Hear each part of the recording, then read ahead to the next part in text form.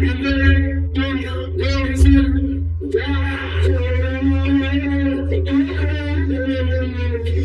is the never-before-seen case of Harold Easter, a shocking example of police negligence and the only time a suspect has ever died inside of the interrogation room. A man who went from stone cold sober to dying of an overdose, all while in police custody.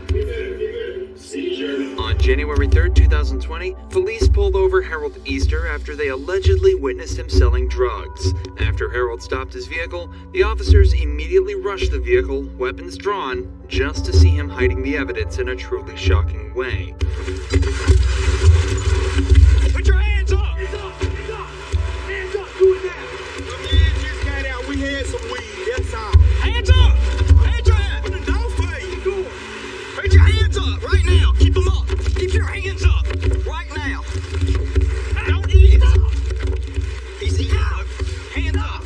Harold admits to having a little bit of marijuana on him, but obviously doesn't want him to know about the crack cocaine he was also carrying, as instead of giving it up, he puts a rock of it in his mouth and swallows it directly in front of the officer. Obviously, this is extremely unsafe. Ingesting any amount of this drug can be dangerous, but in the amounts that Harold just took, it's life-threatening. Officers should have immediately called for medical attention and taken him to a hospital, but instead, they focused on arresting him and bringing him into custody, leaving him to suffer for hours on end.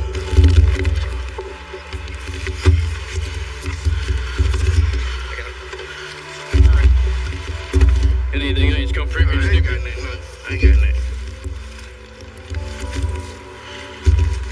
Leaving all that cash in your pocket. The officer pats Harold down and finds nothing but a stack of cash on him. However, a search of his vehicle recovers much more. He was crushing up the part of his crack. He didn't get all of it though, but that's what he was doing while I was fighting for his hands. Look, we probably got an 8-ball down here. This is gonna be part of the crack he was crushing when I was dealing with him. And here's another baggie located in front of the driver's seat. The officers recover about 3.5 grams of crack cocaine and around 1 gram of marijuana from the car, along with the cash found in his pocket. These aren't big-time numbers, and Harold maintained that he wasn't even selling it in the first place. He was just smoking a little with his friend. I ain't had nothing but to smoke a little rock with, that's all. Smoke me a rock, that's all. Open your mouth, stick your tongue out. It's gay, man. Open your mouth, stick your tongue out. Lift your tongue out. Keep your mouth open. I don't got nothing in my mouth, that's what I tell you. Harold and the officers are both showing perfect conduct, treating each other with respect and staying calm. But remember that the cops know Harold has just swallowed a large amount of crack cocaine, and they seem to be completely ignoring how dangerous this really is. But instead of worrying about that, the cops just shut him in the patrol vehicle and leave him unattended for over 10 minutes before driving him back to the police station. During this drive, Harold starts to become more talkative and excitable, the first sign that the coke is kicking in. When he arrives at the station, this has only gotten more apparent. Compare how he talks here to his demeanor just a short while earlier during the arrest. This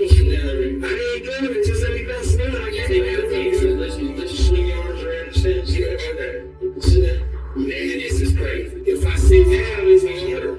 And about suspense, that's what I can get you. Cause he got slow, man. That's how it's been. I ain't doing that to y'all. I'm saying, you don't hurt yourself. But I can say,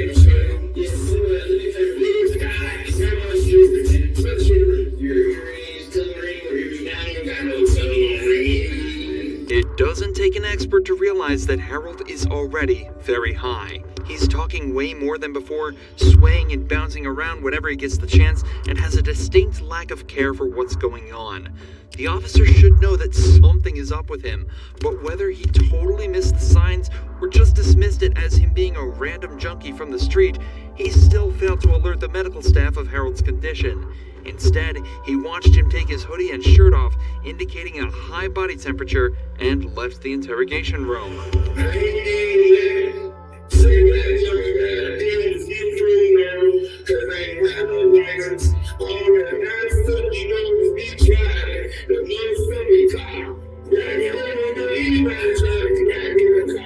While the interrogation audio isn't the cleanest cleanest, Harold's demeanor and tone tell enough of a story. Right now, he's just feeling the early effects of the huge dose he took, but soon cocaine toxicity will start to kick in. The footage from this interrogation captures all 4 stages of this process, from where he is now to paranoia and distress, ending with seizures and a loss of consciousness, all without an ounce of medical attention.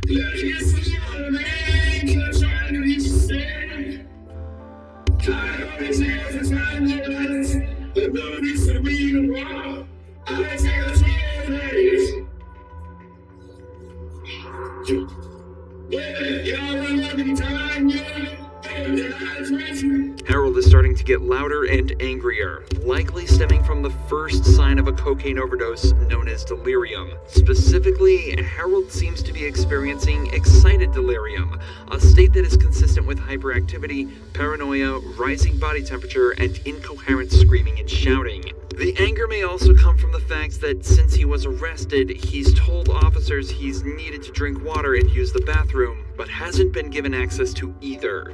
In response to this, he yells and asks them if they're gonna let him die there. A horrifying statement that will soon prove to be more significant than he could have ever realized.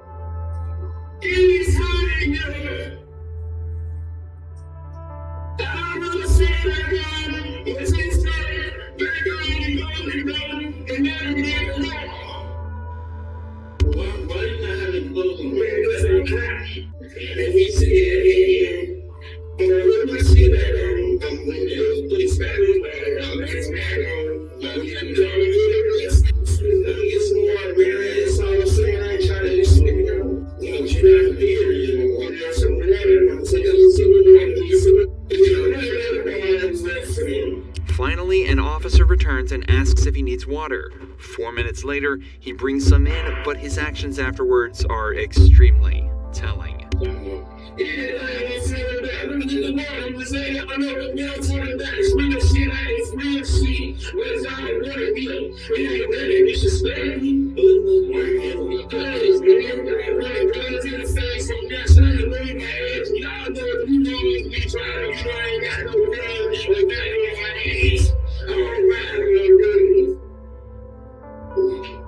After giving him the water, the officer just asks why he's yelling so much before immediately backing out of the room while Harold is still talking. It's almost as though the officer feels scared or threatened by Harold, amplified by the fact that he refuses to turn his back to him at any point.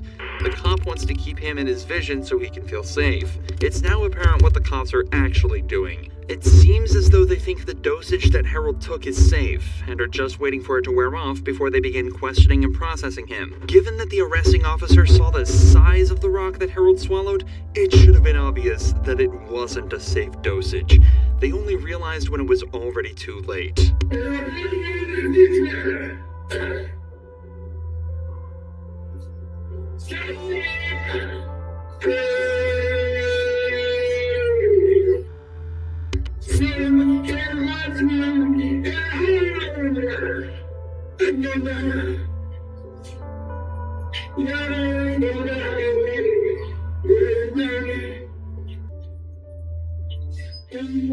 Harold is starting to shake in what are known as pre-convulsive moments. He knows something is wrong, but due to how intoxicated he is, he won't be able to understand what's happening or that he desperately needs help. This is the first stage of cocaine intoxication.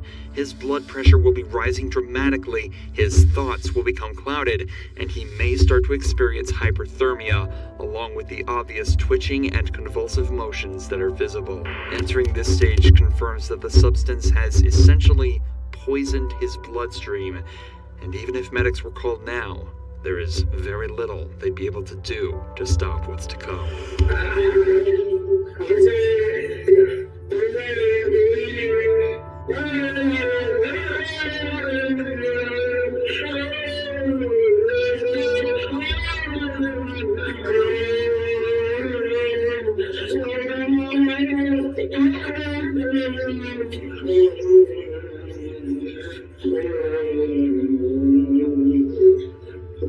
Harold has just had a seizure, the second stage of cocaine toxicity. His entire body began heavily convulsing, he lost control of his muscles, and his body likely started sending less oxygen to his brain and other vital organs. His heart is probably even starting to beat irregularly and skip beats. His body is starting to completely shut down. Harold then spends 2 minutes lying motionless on the table before falling to the ground, having multiple more seizures, each more aggressive than the last. Harold spent almost 10 minutes in this stage of stage 3 cocaine toxicity before an officer finally checked on him, vomiting, hyperventilating, and convulsing the entire time.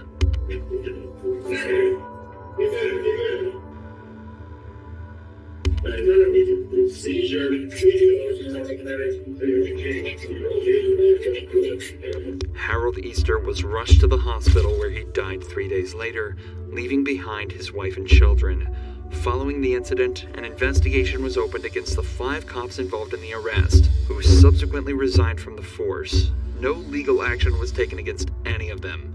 However, changes were made to the CMPD's policy following Harold's death. Officers are now required to constantly monitor any suspect in their custody instead of just every 15 minutes. And officers must immediately call a medic if they believe a suspect has swallowed an illegal substance. The Easter family also received a cash settlement in their wrongful death suit and have announced that they are at peace with moving on. The CMPD showed exactly how not to handle a situation like this. If they'd called a medic any earlier, Harold's life could have been saved. Here's what police should have done. Shown when Xavier Franklin suddenly fell ill in their custody. What would you like us to do for you today? I already was to hospital. Just weeks ago from today, Franklin was brought into police custody after being arrested for outstanding warrants during a traffic stop. Step up for me real quick. Let's go put you in handcuffs. You're just detained right now. No big deal. You got any weapons on your box? Franklin is taken to the police station to be interviewed about his warrants, but before they could even start questioning, he starts to get extremely sick.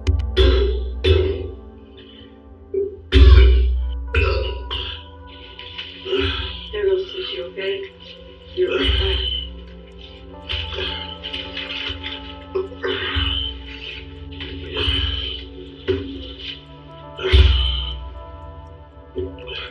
In contrast to the CMPD, these Dallas officers immediately noticed that Franklin was in medical distress and brought him towels and a trash can to help clean things up. The officers also routinely check on him to make sure he's fine, but as it turns out, things couldn't be further from fine. Everything okay? I'm gonna take your hat real quick. Okay? You okay? No, What's wrong? I just thought of blood. For what? Huh? For what? Overall, I just had a withdrawal from a recovered alcoholic. Okay. Yeah. Alright, I think they got an ambulance coming, okay? Hang in there. The officers tell him that an ambulance is on its way, and just minutes later, it arrives. What's going on with you, man? I thought of blood. What kind of medical problem you got? Pancreatitis. What would you like us to do for you today? I already was to the hospital. So you already been? It's on the weather go.